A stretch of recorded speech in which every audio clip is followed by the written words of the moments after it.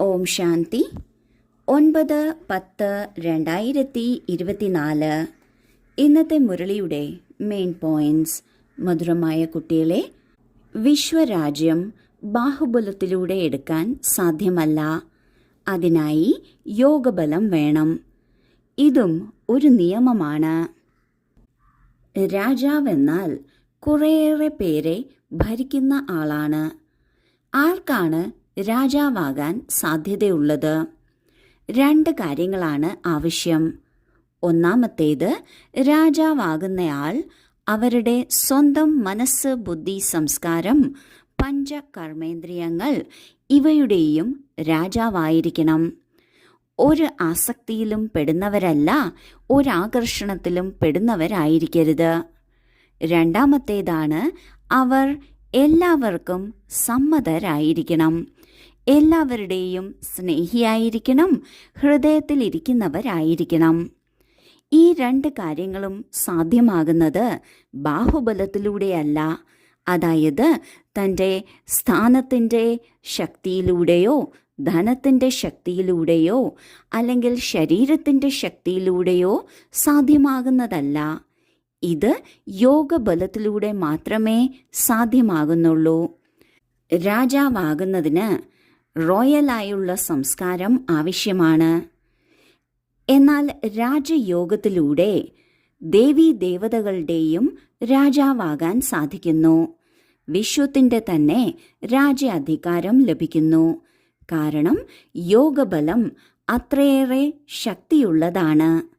നമ്മൾ ആത്മാക്കളെ പരിവർത്തനം ചെയ്യുന്നു എന്ന് മാത്രമല്ല, ലോകത്തിലുള്ള എല്ലാ ആത്മാക്കളുടെയും ഹൃദയത്തിലെത്താനും സാധിക്കുന്നു. ചോദ്യം: ശിവബാബ സ്വയം തന്നെ കണ്ട് ഏത് കാര്യത്തിലാണ് അത്ഭുതപ്പെടുന്നത്?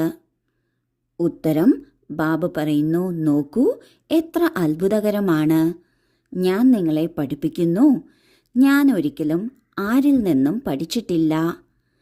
എനിക്കൊരു അച്ഛനുമില്ല, എൻ്റെ ഒരു ടീച്ചറുമില്ല, ഗുരുവുമില്ല. ഞാൻ സൃഷ്ടിചക്രത്തിൽ പുനർജന്മം എടുക്കുന്നില്ല. എന്നിട്ടും നിങ്ങൾക്ക് എല്ലാ ജന്മങ്ങളുടെയും കഥ കേൾപ്പിച്ചു തരുന്നു. സ്വയം 84ന്റെ ചക്രത്തിൽ വരുന്നില്ല, എന്നാൽ ചക്രത്തിൻ്റെ ജ്ഞാനം തികച്ചും ആക്യുറേറ്റായി നൽകുന്നു. ബാബ പറയുന്നു, ബാബയ്ക്ക് സ്വയം ഒരു കാര്യത്തിൽ അത്ഭുതം വരുന്നു. അതാണ്, ബാബയ്ക്ക് മുഴുവൻ സൃഷ്ടിയുടെയും എല്ലാ രഹസ്യവും അറിയാം. ഓരോ ആത്മാക്കളുടെയും 84 ജന്മങ്ങൾ എങ്ങനെയായിരുന്നു എന്നതറിയാം.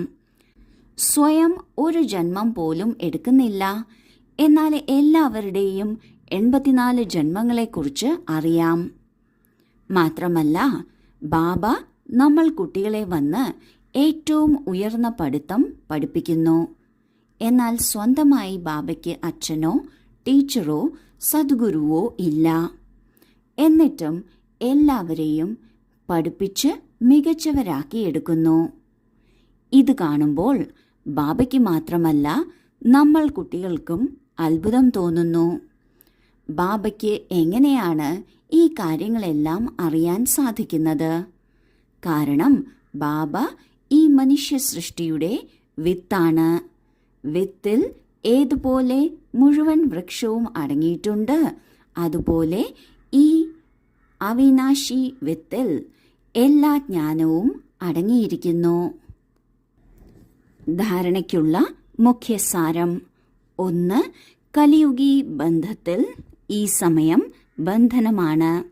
അവയെ മറന്ന് സ്വയം സംഗമയുഗി ബ്രാഹ്മണനെന്ന് മനസ്സിലാക്കണം. സത്യമായ ഗീത കേൾക്കണം, കേൾപ്പിക്കണം. 2.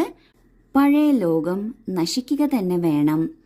ഇതിനാൽ എല്ലാം തന്നെ സഫലമാക്കണം. ധാരാളം പേരുടെ മംഗളത്തിനായി മനുഷ്യരെ ദേവതയാക്കുന്നതിനുള്ള ഈ പാഠശാല അല്ലെങ്കിൽ മ്യൂസിയം തുറക്കണം. ആദ്യത്തെ പോയിന്റിൽ ബാബ പറയുന്നു, കലിയുഗത്തിലെ എല്ലാ ബന്ധങ്ങളും ബന്ധനമാണ്. ബന്ധനമെന്നാൽ ദുഃഖം തരുന്നതാണ്, പിടിച്ചു വയ്ക്കുന്നതാണ്. അല്ലെങ്കിൽ കെട്ടിയിടുന്നതാണ്. അതിനാൽ ഈ ബന്ധങ്ങളെല്ലാം മറന്ന് സ്വയം സംഗമയുഗി ബ്രാഹ്മണനാണ് എന്ന് മനസ്സിലാക്കണം. ബാബ പഠിപ്പിക്കുന്നതാണ് സത്യമായ ഗീത. ഈ സത്യമായ ഗീത കേൾക്കുകയും വേണം, മറ്റുള്ളവർക്ക് കേൾപ്പിച്ചു കൊടുക്കുകയും വേണം. രണ്ടാമത്തെ പോയിന്റിൽ ബാബ പറയുന്നു, ഈ പഴയ ലോകം നശിക്കാൻ പോകുകയാണ്. ഇതിനു മുൻപ് തന്റേതെല്ലാം തന്നെ ബാബയുടെ സേവനത്തിൽ സഫലമാക്കണം. ധാരാളം പേരുടെ മംഗളം ചെയ്യുന്നതിനായി ബാബയുടെ സെന്റർ അല്ലെങ്കിൽ മ്യൂസിയം തുറക്കണം. ഒരു മ്യൂസിയം ആകുമ്പോൾ അവിടെ ധാരാളം പേർ വരുന്നു. അവർക്കെല്ലാവർക്കും ബാബയുടെ സന്ദേശം നൽകാൻ സാധിക്കും. ഒരു പാഠശാലയാണ് അല്ലെങ്കിൽ സെന്ററാണ് തുറക്കുന്നതെങ്കിൽ അവിടെ ധാരാളം ആത്മാക്കൾ വന്ന് ആത്മാ അനുഭൂതിയും പരമാത്മാ അനുഭൂതിയും ചെയ്യുന്നു. ഇത് ശ്രേഷ്ഠമായ സേവനമാണ്. ഇതിലൂടെ ധാരാളം പേർക്ക് മംഗളം വരുന്നു. മുഴുവൻ ലോകത്തിൻ്റെയും സേവനം നടക്കുന്നു. ഇതിനാൽ പാഠശാല അല്ലെങ്കിൽ മ്യൂസിയം തുറക്കണം. വരദാനം: ബാബയുടെ ആജ്ഞയെന്ന് മനസ്സിലാക്കി സ്നേഹത്തിൽ ഓരോ കാര്യവും സഹിക്കുന്ന സഹനശീലരായി ഭവിക്കട്ടെ. പല കുട്ടികളും പറയുന്നുണ്ട്, നമ്മൾ ശരിയാണ്, എന്നാലും നമുക്ക് തന്നെയാണ് സഹിക്കേണ്ടി വരുന്നത്, മരിക്കേണ്ടി വരുന്നത്.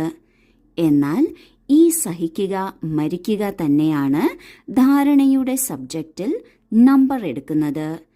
ഇതിനാൽ സഹിക്കുന്നതിൽ പേടിക്കരുത്. പല കുട്ടികളും സഹിക്കുന്നുണ്ട്, എന്നാൽ കഷ്ടപ്പെട്ട് സഹിക്കുന്നതും സ്നേഹത്തോടെ സഹിക്കുന്നതും ഇതിൽ വ്യത്യാസമുണ്ട്. കാര്യങ്ങൾ കാരണം സഹിക്കുകയല്ല, എന്നാൽ ബാബയുടെ ആജ്ഞയാണ് സഹനശീലരാകൂ എന്നത്. അപ്പോൾ ആജ്ഞ എന്ന് മനസ്സിലാക്കി സ്നേഹത്തിൽ സഹിക്കുക, അർത്ഥം സ്വയം തന്നെ പരിവർത്തനപ്പെടുത്തുക. ഇതിന് തന്നെയാണ് മാർക്കുള്ളത്. കലിയുഗ അന്ത്യം എന്നാൽ വിനാശകാലവുമാണ്. ഈ വിനാശകാലത്ത് പലതരത്തിലുള്ള കർമ്മ അക്കൗണ്ടുകൾ വരുന്നു. ഈ കർമ്മ അക്കൗണ്ടുകൾ ബന്ധങ്ങളുടെ രൂപത്തിൽ അല്ലെങ്കിൽ മുറുമുറുപ്പിന്റെ രൂപത്തിലും വരാം. ഇങ്ങനെ വരുമ്പോൾ പലരും സഹിക്കുന്നുണ്ട്, എന്നാൽ കഷ്ടപ്പെട്ടാണ് സഹിക്കുന്നത്. ബാബ പറയുന്നു, സഹനശീലരാകൂ എന്നത് ബാബയുടെ ആജ്ഞയാണ്. ഈ ആജ്ഞ സ്നേഹത്തോടെ അനുസരിക്കുന്നതിലൂടെ സഹിക്കുകയും മരിക്കുകയും ചെയ്യുകയാണ് എന്ന ഫീലിംഗ് ഉണ്ടാകില്ല. ബാബയുടെ ആജ്ഞാകാരിയാകുകയാണ് എന്ന ഫീലിംഗ് ആയിരിക്കും ഉണ്ടാകുക. ഇതിലൂടെ ധാരണയുടെ സബ്ജക്റ്റിൽ നല്ല മാർക്ക് എടുക്കാൻ സാധിക്കുന്നു. ഇങ്ങനെ സഹിക്കുന്നതിൽ ഒരിക്കലും പേടിക്കേണ്ട ആവശ്യമില്ല. സ്നേഹത്തോടെ സഹിക്കുന്നതും എന്നാൽ കഷ്ടപ്പെട്ട് സഹിക്കുന്നതും തമ്മിൽ വളരെ വളരെ വ്യത്യാസമുണ്ട്. ആര് സ്നേഹത്തോടെ സഹിക്കുന്നുവോ അവർ സ്വയത്തെ പരിവർത്തനപ്പെടുത്തുകയാണ്. ഇതിൽ തന്നെയാണ് മാർക്കുള്ളത്. സ്ലോഗൻ: ആര് സദാ സന്തോഷത്തിന്റെ ടോണിക് കഴിക്കുന്നുവോ അവർ ആരോഗ്യവാനായി ഇരിക്കുന്നു. ആരോഗ്യവാനായി ഇരിക്കുന്നതിന് നമ്മുടെ സന്തോഷത്തിന്റെ അളവ് എപ്പോഴും ഉയർന്നിരിക്കണം. എപ്പോഴാണോ ബാബയിലും ഡ്രാമയിലും സ്വയം തന്നിലും ബ്രാഹ്മണ പരിവാരത്തിലും ഒരുപോലെ നിശ്ചയമുള്ളത്, അപ്പോൾ നമ്മുടെ സന്തോഷത്തിന്റെ അളവ് സദാ ഉയർന്നിരിക്കും. ഓം ശാന്തി.